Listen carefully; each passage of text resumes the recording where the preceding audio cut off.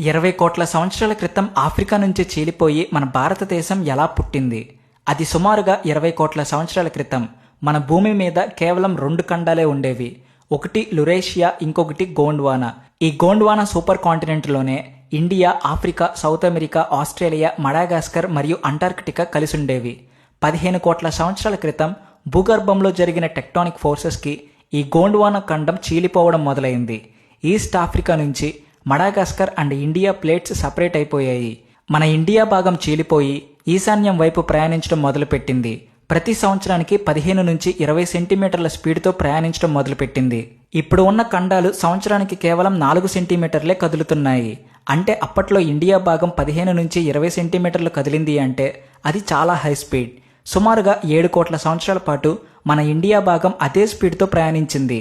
అలా ప్రయాణించి చివరికి సుమారుగా 5 కోట్ల సంవత్సరాల క్రితం యురేషియన్ ప్లేట్ని ఢీకొట్టింది.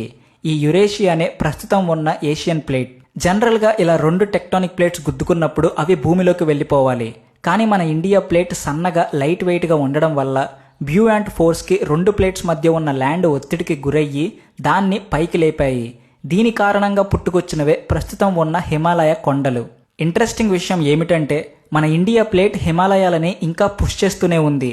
దీనివల్ల హిమాలయాలు ప్రతి సంవత్సరం 5 మిల్లీమీటర్ల హైట్ పెరుగుతున్నాయి. అండ్ ఈ ఫ్రిక్షన్ కారణంగానే నార్త్ ఇండియాలో, నేపాల్లో మరియు టిబెట్లో భారీ భూకంపాలు వస్తున్నాయి.